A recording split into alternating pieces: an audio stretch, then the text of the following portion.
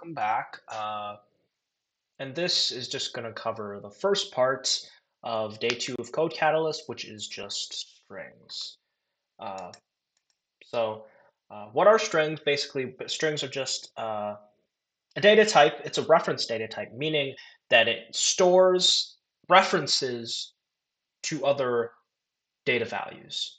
This is in contrast to primitive types, which we talked about in the first part of day 1, which are like integers, booleans, floating point numbers, doubles, chars, etc., which are just fundamental building blocks of Java. They store values, whereas reference data types like strings store references to other values. And so, yeah, uh, a string is just an object data type in Java that is basically just a string of, or it's just like a grouping of char values combined together. It can make like words, sentences, etc. And it's defined just as how like any other variable is defined by having your type, variable name, and then the value inside of it. And of course, your semicolon at the end. So string position, this is based on like a concept called basically like zero indexing, which we'll learn about in the next video. But basically, zero indexing says that essentially like it's basically like in a string for like string positioning, the first letter or like the first element is the zeroth index. So to call that, you'd have the string or str, that's the variable name, and then in brackets 0, and that return H, the first character in uh, in the string, and then progressively we'd go on the first, and then the first index is E, or the second element or the second character is E, and so on and so forth. And so basically, the max index that you can have is the string's length minus 1. That's just how it always is. And again, we'll learn about it next video when we're talking about arrays. So it's called zero indexing, where we start at 0. The first element is the 0th index. And string concatenation, it's basically just you're combining multiple strings together by using the addition operator. It's like John plus Smith, and then you have to have a space, so you can have this space right here, and then you get John Smith. Name equals John plus space plus Smith, John Smith. Escape characters allow us to like insert characters that are illegal in a string.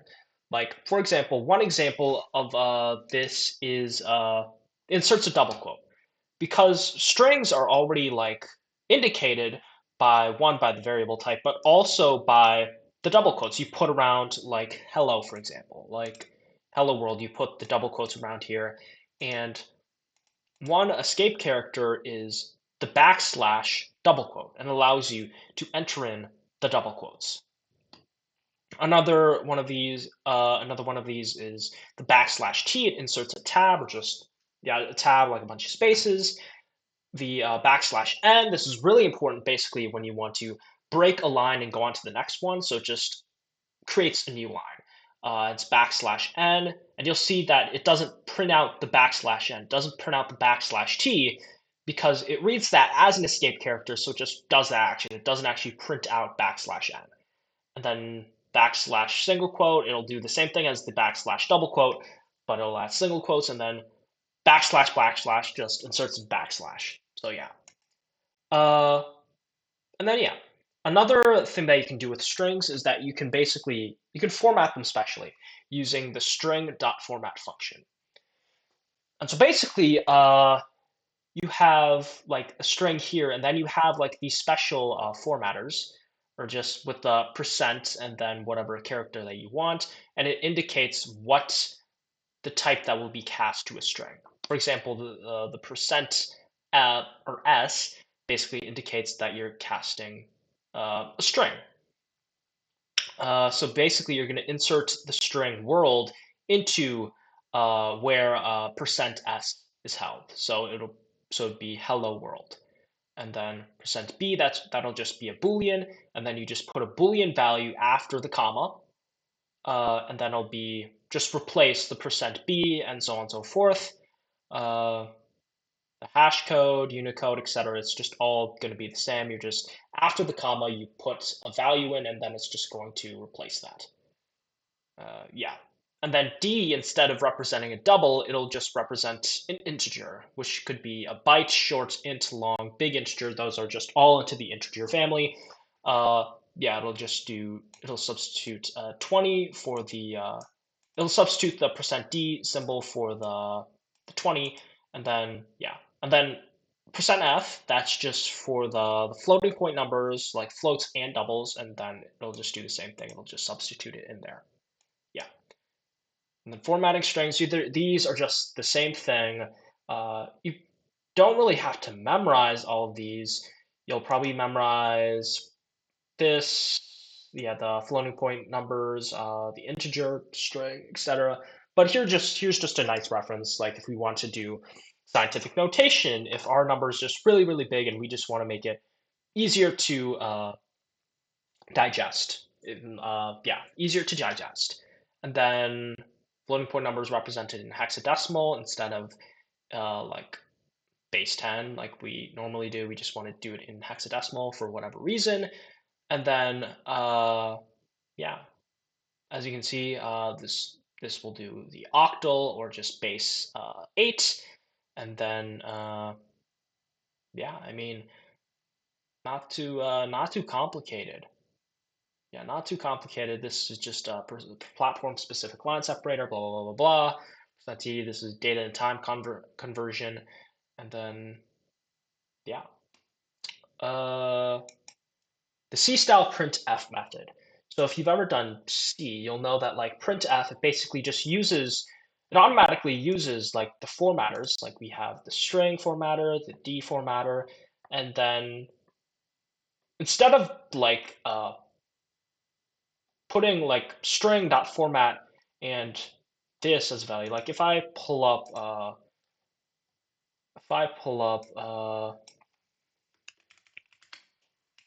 name equals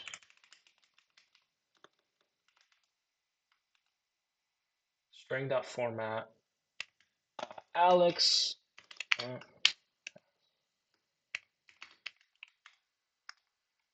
Wong, then it'll just do that. And we just want to do, yeah. If we just do that, it'll just print Alex Wong. But instead of doing all of that, we can just do the print. Actually, I'll just copy and paste that.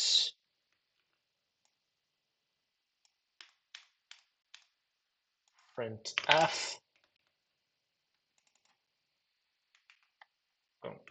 And then it'll just do the same, but instead of storing in a value, you can just print it out directly like that. So yeah, it's pretty nifty. Again, this is the C-style printf method. It just automatically formats what you're printing in the style of like formatter.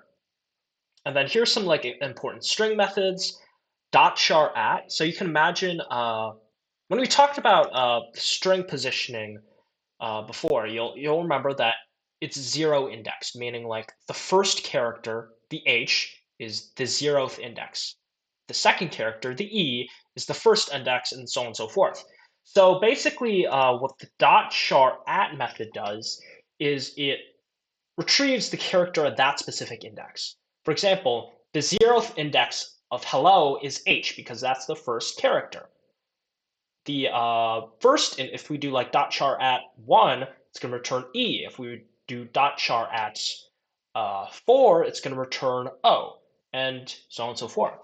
So it's just a better way of just of accessing the string position, the natural like capabilities of strings. Compare to is interesting because like it doesn't return like whether they're the exact same necessarily like in the form of like a Boolean value. Rather, it returns the an integer based on just a comparison of the two strings. For example, it returns 0 if the string is equal to the other string. A value less than 0 is returned if the string has less characters. For example, if yeah, if like high was in here, it'd return less than 0. And then a value greater than 0 is returned if the string has more. And yeah, so if it was hello world inside of here, it'd return greater than 0. And then contains, it's just going to return it's just gonna check if the if a string returns, like if a string contains a substring essentially as a Boolean value. And then ends with, it's just pretty self-explanatory. It checks whether a string ends with the specified characters, again as a Boolean value like the contains method. More important string methods, .to lowercase and .to uppercase. It's just pretty self-explanatory. Just all lowercase or all uppercase, yeah. And then .tochar array. Basically, if you remember before, this does char at. Basically returns a character at the specified element. Whereas tochar array, we'll learn about this in the next video. But again, arrays are just basically just like a way to group data together. Like we can have it, it's just grouping of data together. And it'll basically chop up the string into individual characters. And then each element inside of this array is each individual character. So yeah, it's just like another variation of like char at, essentially. Index of, it just returns the position of the first found occurrence of the specified string. This should, yeah, but basically it'll just be, since this is like 0, this is the 0th index, first, second, third, fourth, this is the 5th index, so it'll return 5. And then dot length, remember, and we have the parentheses here, it'll just return the length of the string as 5. So if you remember, the max index is always 1 less than the length. So the length isn't 4, it's 5. That's how many characters are inside of here. And then more important string methods, replace, or searches a string for the specified value and returns a new string where the specified values are replaced. So basically, it'll look for where L occurs inside of this string, so these two places, and then it'll replace those L's with O's. So then just, these where the L's used to be, and they're replaced with O's. Starts with, it's just another, returns another Boolean value. Like if it just starts with H, it'll return true. If it was like starts with S, it wouldn't be true because it starts with an H. Okay. And then substring is interesting.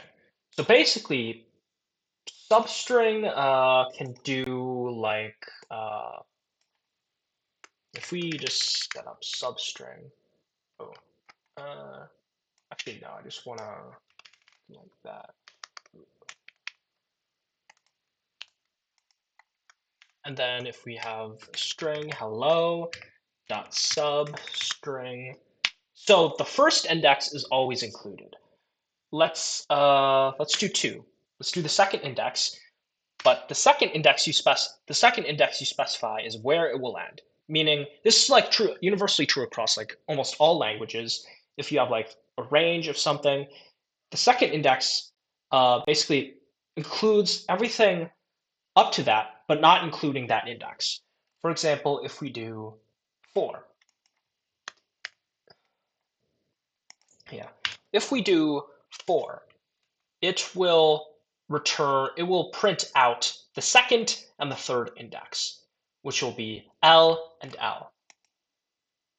Yeah, but if we do like 5, just it'll return the second, third, and the fourth index, because obviously there is no 5th index, but it'll return up to but not including that end index. So it'll include the 4th index. And another way of just doing this is just having 2 as the single argument. Basically, when you do that, it assumes that it's starting at that element and it just goes to the end of the string. So it'll just do that. If you want to return the entire string for whatever reason, you can do this. It'll just return hello. Do this, it'll just return hello, not hello, hello. And yeah, so pretty nifty. And then equals. This is, again, it's not the same as compared to that we talked about earlier. It's just, instead of like returning like an integer, it returns a Boolean value, whether they're equal to each other. Since hi doesn't equal hello, uh, obviously that's false. So if we just do that, whereas if we do hello, true. So yeah. And homework, REPL, have any questions, send it in the Discord, DM one of Rithwik, Ashwin, or I, or any of the other tutors, and then yeah. So have a good day wherever you are, and